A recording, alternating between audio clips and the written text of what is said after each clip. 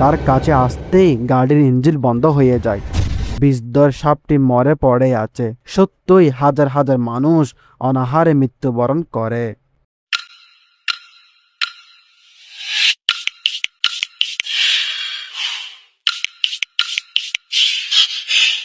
আসসালামু আলাইকুম। গোএসএম ব্লগ থেকে আমি সাইমন। প্রায় 1 বছর পর আপনাদের দুয়ায় চলে আসলাম ব্লগ 15 নিয়ে, তাও আমার নিজ এলাকায়। আলহামদুলিল্লাহ, আজকে আমরা এসেছি হযরত কলিল শাহ রাহমাতুল্লাহ মাজার শরীফে। তার জীবনীও জানবো ইনশাআল্লাহ এবং তার জিয়ারত করবো ইনশাআল্লাহ আজ্জা ওয়া জাল। আসুন আমরা তার রাহমাতুল্লাহ মাজার জিয়ারত করি। বারৌলিয়া শহর চট্টগ্রাম এর হাটহাজারী খন্দকিয়া গ্রামে 1873 সালের 7 মাঘ জন্মগ্রহণ করেন যুগশ্রেষ্ঠ কলন্দর হযরত শাহ সুফি সৈয়দ মোহাম্মদ খলিলুর রহমান মেজবান্ডারি রহমতুল্লাহ আলাই।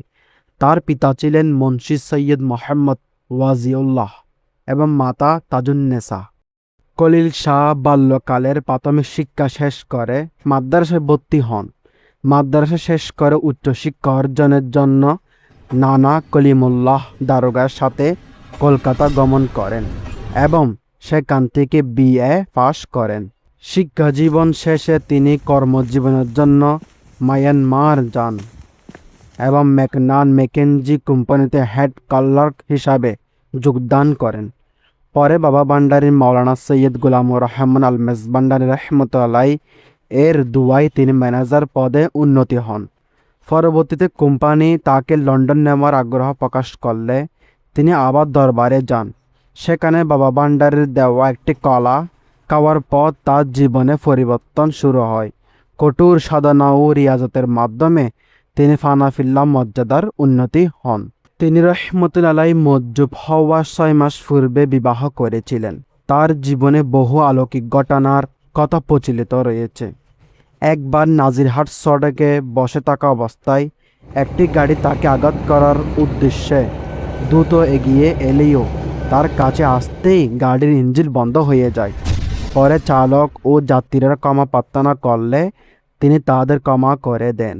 আবার পূর্বশ হিন্দনগরে কালু নামের এক ব্যক্তি মৃত্যুদণ্ডে দণ্ডিত হয়ে তার কাছে দোয়া চাইলে তার দোয়া ও চেয়ারম্যান বজল দফাদারের সহায়তায় কালো মৃত্যুদণ্ড থেকে মুক্তি লাভ করেন।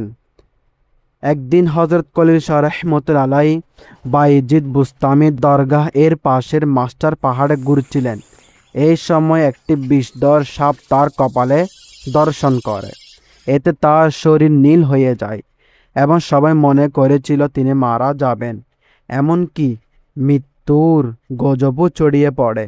পরে মানুষ জানাজা পড়তে এসে দেখে খলিল শাহ রহমতুল্লাহ সম্পূর্ণ সুস্থ আছেন আর বিষধর সাপটি মরে পড়ে আছে। এই ধরনের আরেকটি ঘটনা কুলগাঁও বাজারের পাশের জামশেদ শাহ সড়কেও ঘটেছিল। ব্রিটিশ আমলে দুর্ভিক্ষের পূর্বে তিনি ভিক্ষুকের বেশে মানুষের কাছে সাহায্য চেয়ে বলেছিলেন অনাহারে লোক মারা যাচ্ছে।